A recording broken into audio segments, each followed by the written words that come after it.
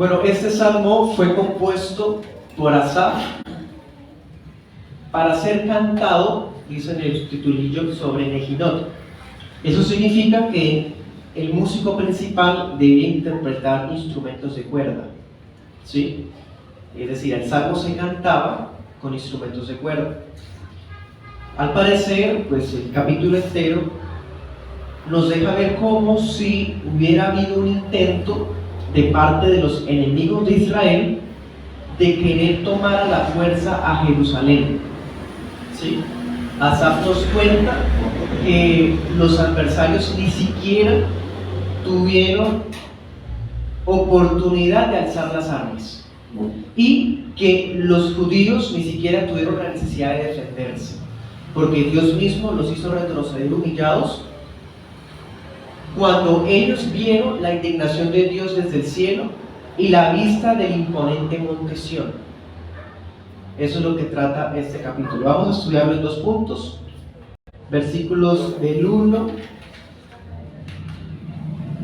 al 5. Conocido por los suyos. Y los versículos siguientes, conocido por los enemigos.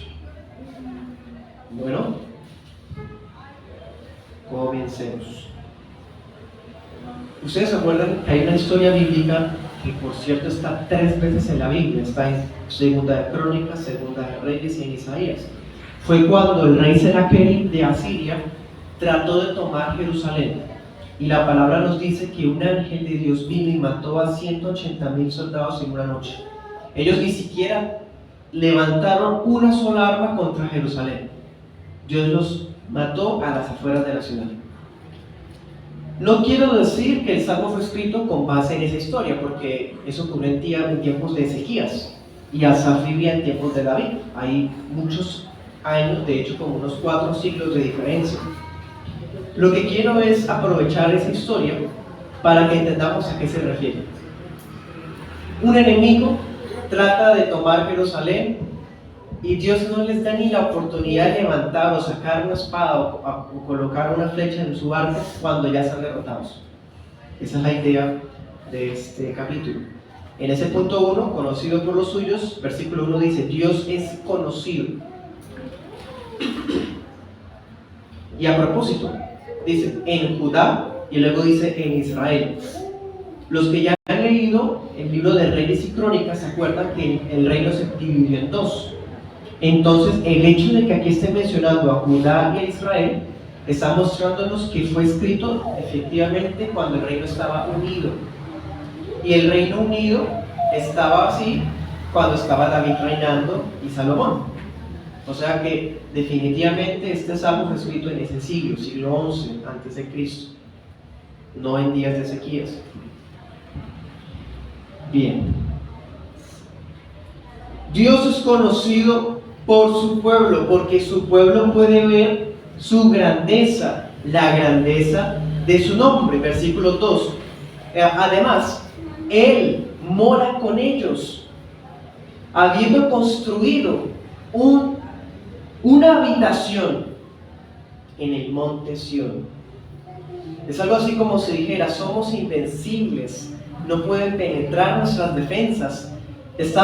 Nuestra capital ubicada en un monte, y los enemigos cuando vienen al ver ese monte retroceden porque ven a Dios desde la cúspide del templo que está defendiéndonos. Esa es la idea que Asaf nos muestra, versículo 3. Cualquiera de las armas de los enemigos resulta inútil cuando estos intentan acercarse para hacerle daño al monte de Dios. Ahí menciona algunas, ¿no? Dice escudo, espada, saetas. Cualquier arma de guerra es inútil frente al monte invencible. Versículo 4. El salmista está meditando en esto, en esta idea de un Dios inalcanzable por los enemigos, que vive con nosotros y que nosotros lo alabamos por eso. Después de esa breve pausa del Selah, el versículo 4 nos muestra al salmista cantándole al Señor. Le canta al Señor directamente. Glorioso eres tú, poderoso más. que los montes de casa. El salmista le canta a Dios confesando su gloria y su poder. Y llama mucho la atención esas expresiones. Ningún monte de casa se puede igualar a ti. Es como si dijera eso. Monte de casa. Bueno, esa expresión es difícil. No se sabe con certeza a qué se refiere. De hecho, les cuento que hay, en esta noche les comparto dos posiciones. Por ejemplo, MacArthur dice que es una descripción poética de los enemigos, montes de casa, como aludiendo a los enemigos poéticamente. Y Dickey cuenta que se refiere a fuertes, o sea, a lugares donde se almacenaban provisiones. Sí, o sea, no hay como un consenso claro al respecto, por lo menos en lo que el servidor investigó. Bien, de todas formas, estos montes de casa no se pueden igualar al Señor. Versículo 5. Aún los más fuertes entre los guerreros desfallecieron hasta morir. Miren la poesía como dice. Se despojaron. Es como si vinieran con sus armamentos y al ver eso se les caen todos los armamentos, la armadura, las armas al suelo. Y dicen que caen en un sueño. Sabemos que se refiere a que se murieron. Muerte, es una poesía. Muerte. Aún los más fuertes entre los guerreros desfallecieron hasta morir. Versículo 5. Ni siquiera alcanzaron a usar sus manos. Miren el versículo 5. Ni siquiera alcanzaron a usar las manos cuando cayeron al suelo. Impresionante. Eso nos recuerda, por ejemplo, cuando vinieron a arrestar a Cristo y dijo: yo soy. Todos cayeron al suelo. ¿Se acuerdan? Bueno, versículo 13. A propósito, no solo los soldados, sino también los reyes enemigos. Dice: los príncipes son cortados por Dios. Por eso Él es el temor de los reyes. O sea, no solamente los guerreros, los soldados rasos, también los reyes y príncipes le temen al Dios de Judá, de Israel.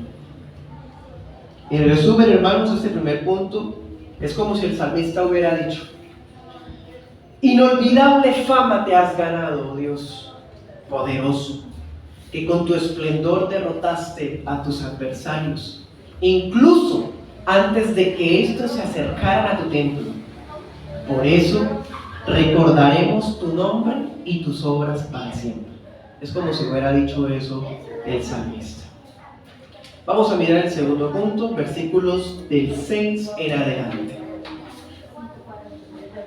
Versículo 6 dice: a tu reprensión, oh Dios de Jacob, efectivamente, bastó la reprensión del Dios de Jacob para que carros y caballos enemigos entorpecieran.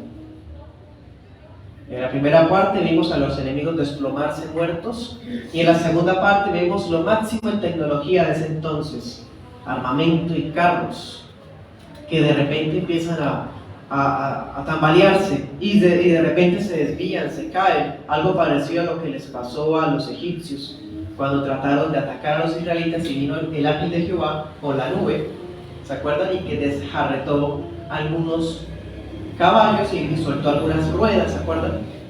Algo así, muy similar. Versículo 7. Asaf declara esto. Miren, como dice la Biblia de las Américas: tú, solo tú has de ser temido. Solo tú has de ser temido. En verdad, hermanos, ninguno puede permanecer de pie delante, dice el verso 7, de la ira de Dios. Ante el enojo de Dios, ¿quién puede permanecer en pie? Nadie. Es más, versículos 8 y 9: desde los mismos cielos pudo oírse el juicio de Dios viniendo sobre los enemigos. Quizás casualmente, providencialmente, mejor dicho, tronó. Y tras de que estaban muriendo soldados así de manera inexplicable y los carros no estaban funcionando, hubo un trueno tremendo. Entonces estas personas, los enemigos, se aterran. Es el juicio de Dios que se escucha desde los cielos. Versículos 8 y 9 nos muestra, Él se levantó para juzgar. Y miren estas tres cosas que no olviden nunca. Cuando Dios juzga o cuando Dios vaya a traer el juicio final, van a ocurrir tres cosas. Primero, la confusión absoluta de los enemigos, aterrados. Segundo, dice que la tierra quedó enmudecida, todo queda en suspenso. Y tercero, los mansos, todos los humildes de la tierra serán puestos a salvo. Eso es lo que va a pasar el día del juicio final. Y este salmo nos deja un anticipo de ese cuadro escatológico. A propósito, cuando dice que todos los mansos son salvados, recordamos Mateo 5:5. Bienaventurados los mansos, porque ellos heredarán la tierra. ¿Sí? Jesús, el Señor, alude a este pasaje. Versículo 10, y este versículo es bastante llamativo, y yo sé que cuando ahorita lo estuvimos leyendo, se preguntaron, ¿cómo es posible que Dios sea alabado con la ira de la gente? ¿No es acaso pecado la ira? ¿Acaso no es una de las obras de la carne el enojo? Efectivamente, hermanos, pero miren el contexto de lo que hemos estudiado hoy. Es como si el salmista dijera, en últimas, la furia de los hombres te trae alabanza, porque Dios, cuando los hombres tratan de levantarse con furia contra Él va a glorificarse destruyéndolos. ¿Sí? Entonces aún la furia Dios la usa para su propia alabanza, porque en un momento dado, me dice el verso 10, Él los reprimirá públicamente con su poder. Y así es una oportunidad para que Dios sea conocido por todo el mundo, incluyendo los enemigos. Entonces hasta la ira del hombre sirve para glorificar a Dios, porque cuando el hombre responde con ira, es una manifestación de su orgullo, de su soberbia contra Dios. Entonces cuando Dios ve al soberbio, es como si dijera, a los varios pasajes, como si Dios se riera e impusiera su plan, por más de que el hombre trate de con rabia alzar su puño contra él. ¿Sí? Eso es lo que quiere decir. Cito a Vicky, abro comillas, incluso la ira pecaminosa del impío servirá para cumplir con los propósitos de Dios para su gloria. Anoten este pasaje, Hechos 4, 24 al 28. Ese versículo es perfecto para que se entienda plenamente esto. Cierro comillas. Versículo 11 dice, por tanto, no conviene a nadie incumplir sus promesas a Dios. Si Dios es temible, hasta guerreros más poderosos y reyes poderosos le temen, ¿qué sería de aquellos que no cumplen sus votos? El que se atreve a hacerle una promesa a Yahvé, más le vale pagarle con prontitud. Y termina el salmo en el verso 11 final, dice, o parafraseándoles, tenemos muchas razones para traer ofrendas al temible. ¿Sí? Y así cierra este salmo. El verso siguiente ya lo citamos en el primer punto. ¿Sí?